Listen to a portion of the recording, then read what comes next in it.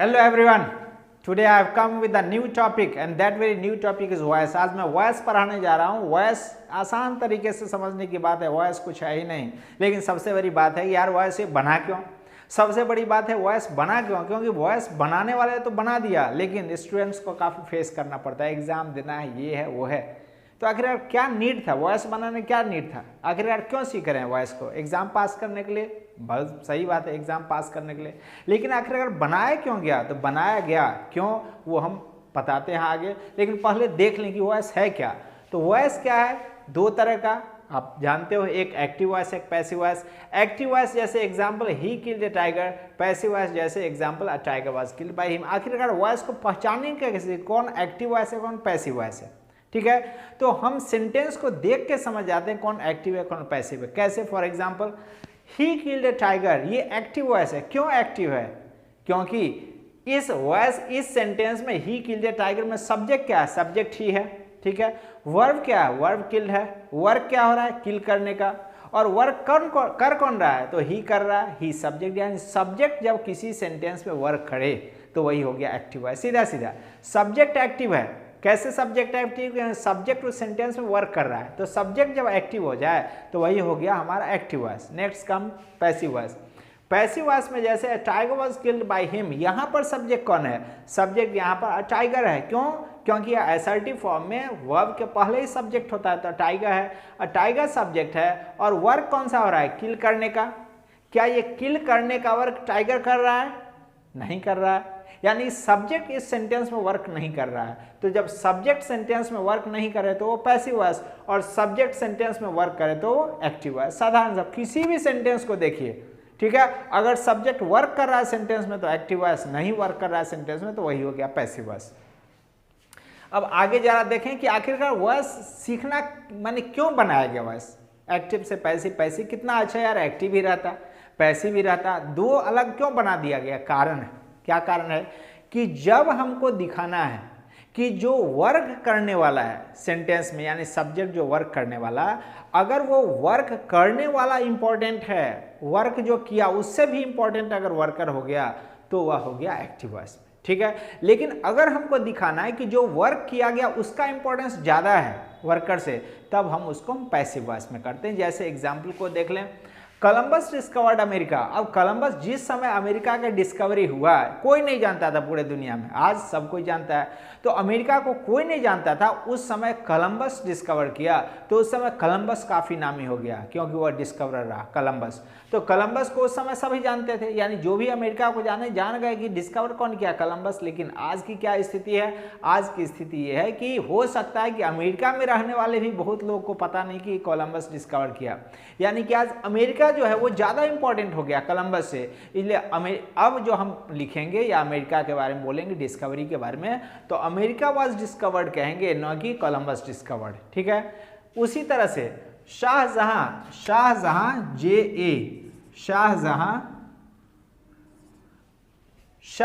Build the ताज। जब Shahjahan build the ताज, जिस समय ताजमहल को बनाया गया उस समय शाहजहां काफी फेमस थे, ठीक है। जब सब्जेक्ट फेमस था तो एक्टिव वॉइस कर दिया।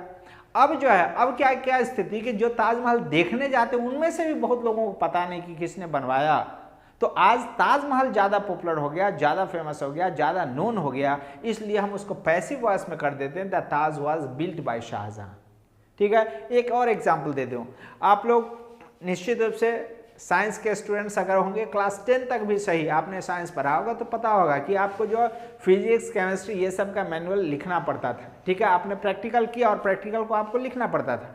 तो हम क्या, सपोज केमिस्ट्री का एग्जाम्पल ले लें कि केमिस्ट्री का जो आप लिखते हो प्रैक्टिकल करने के बाद, तो क्या लिखते हो, अब बीकर वाज टेकन लिखते हो या आई टूक अ बीकर लिखते हो, दिमाग दोहराइए कि आई टूक अ बीकर लिखते हैं या बीकर वाज टेकन लिखते हैं। तो सर्टेनली हम लोग लिखते हैं अ बीकर वाज टेकन, आई टूक अ बीकर नहीं लिखते हैं। क्यों, क्योंकि मैं जो प्रैक्टिकल कर रहा हूं तो मैं इंपॉर्टेंट नहीं हूं।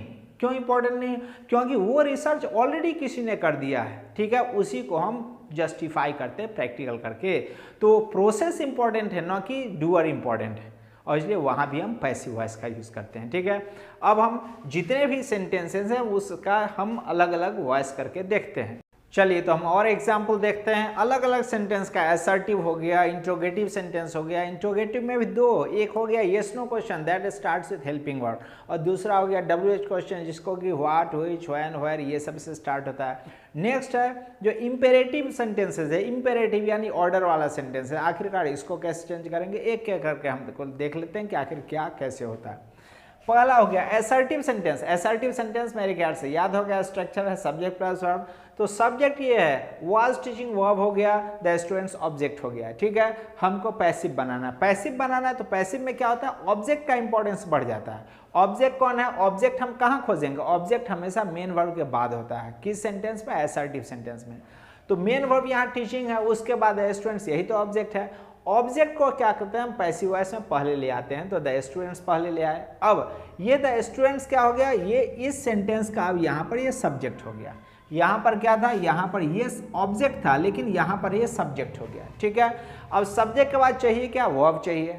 तो वर्ब देखेंगे, एक्टिव वॉइस में वर्ब क्या है, एक्टिव वॉइस में verb was teaching, was teaching. अब हमने क्या किया, राइट हैंड साइड में हमने फॉर्मूला लिख दिया है कि किसको, वर्ब को किस में चेंज करेंगे। अब वाज प्लस V4 है, अब ऊपर से नीचे देखेंगे वाज प्लस V4 कहाँ है, तो वाज प्लस V4 यहाँ है, वाज प्लस V4 यहाँ है। ठीक है, तो वाज प्लस V4 होने पर पैसिव में क्या चेंज करेंगे, was oblique verb plus being plus V3। ठीक है, was oblique verb plus being plus V3 वहां तक। तो अब हम क्या करेंगे, was verb plus being plus V3। अब क्योंकि स्टूडेंट्स प्लूरल है इसलिए यहाँ पर वर्ड लिखे, यहाँ आई सब्जेक्ट था सिंगुलर इसलिए वाज लिख दिए। द स्टूडेंट्स प्लूरल है इसलिए द स्टूडेंट्स सब्जेक्ट के बाद हम वर्ड कर दिए। वर्ड के बाद फॉर्मूला के अनुसार क्या करना है, बीइंग का यूज करना है, तो हमने बीइंग कर दिया। उसके बाद क्या करना है, V3 करना है, पास्ट पार्टिसिपल, तो टीच का पास्ट पार्टिसिपल V3 यानी कि टॉट होता है। इसके बाद हम क्या करेंगे, बाय का यूज करेंगे, और बाय के बाद क्या करते हैं, जो सब्जेक्ट है आई, इस सब्जेक्ट को हम लेके चले जाते हैं इस ऑब्जेक्ट के जगह में। तो आई जो है सब्जेक्टिव केस है और मी उसका ऑब्जेक्टिव केस है, तो आई इधर आते ही मी में चेंज हो गया। ठीक है, ये अब चले हम क्वेश्चन सेंटेंस को देख लें। डिड यू इनवाइट मी, ये किस तरह का क्वेश्चन है, येस नो क्वेश्चन। इसका रिप्लाई कैसे होगा, या तो येस या नो। अब डिड यू इनवाइट मी में डिड क्या चीज है, हेल्पिंग वर्ब है। यू क्या चीज है, यू क्या चीज है, यहाँ पर प्रोनाउन होते हुए यहाँ है क्या चीज, सब्जेक्ट का काम कर रहा है। तो डिड यू, डिड हमारा हेल्पिंग वर्ब हो गया, यू क्या है सब्जेक्ट हो गया, इनवाइट क्या है मेन वर्ब हो गया, मी क्या है ऑब्जेक्ट हो गया। ठीक है, अब ये क्वेश्चन सेंटेंस है। क्वेश्चन सेंटेंस का जो आंसर होगा पैसिव वॉइस वो भी क्वेश्चन फॉर्म में ही होगा। ठीक है, अब question form yes no question है तो उसका पैसिव भी येस नो ही होगा, और येस नो का पैसिव भी हमेशा हेल्पिंग वर्ब से स्टार्ट होगा। तो हम क्या करेंगे, डिड को नीचे लाएंगे, लेकिन डिड को नीचे लाने से पहले हम वहां देखेंगे बॉक्स में कि आखिरकार डिड को किस में चेंज करेंगे। तो डिड जो है यहाँ डिड, ये डिड किस में चेंज होगा, did plus one was oblique verb plus V3 में चेंज होगा। Did was oblique verb plus V3 में चेंज होगा। तो डिड यहाँ पर जो है डिड को हम वाज या वर्ड यहाँ पर लाएंगे, लेकिन उसको लाने से पहले हम देखेंगे क्या कि यहाँ पर क्या है, यहाँ पर मी है। मी किस में चेंज होगा, आई में, तो हमने आई कर दिया। तो पहले हम हेल्पिंग वर्ब को लाएंगे, उसके बाद जो ऑब्जेक्ट है उस ऑब्जेक्ट को सब्जेक्ट के, यहाँ सब्जेक्ट है, अब यहाँ पर ये सब्जेक्ट हो गया। तो वाज आई, और वाज आई के बाद डिड वाला कहाँ था, डिड वाला यहाँ है, did plus V1 was plus V3, तो इसलिए वाज प्लस V3 हो गया। तो वाज आई इन्वाइटेड बाई, और यू क्या है, यू सब्जेक्ट और यू यहाँ पर ऑब्जेक्ट। यू जो है वो सब्जेक्ट में भी, सब्जेक्टिव केस में भी यू रहता है, ऑब्जेक्टिव केस में भी यू ही हो जाता है। तो was I invited by you. अब चलें क्वेश्चन नंबर 3 को देख लें। Why have you beaten him? अब why have you beaten him? Why have you beaten him? ये क्वेश्चन सेंटेंस है। कैसा क्वेश्चन है, WH क्वेश्चन। देखना अभी तक हमने क्या किया, एक असर्टिव का बता दिए हैं, दूसरा येस नो क्वेश्चन का बता दिए, तीसरा अब हम आ रहे हैं WH क्वेश्चन का। तो why have you beaten him? अब why have you beaten him में ये यू क्या चीज है, यू सब्जेक्ट। ठीक है, वर्ब क्या है, हेल्पिंग वर्ब यहाँ हैव है, और मेन वर्ब क्या है, मेन वर्ब यहाँ वर्ब बीटेन है। हिम क्या चीज है, हिम यहाँ ऑब्जेक्ट है। मेन वर्ब के बाद जब भी होगा कोई तो वो ऑब्जेक्ट का ही जगह है। ठीक है, तो मेन वर्ब का यहाँ ऑब्जेक्ट का जगह हो गया।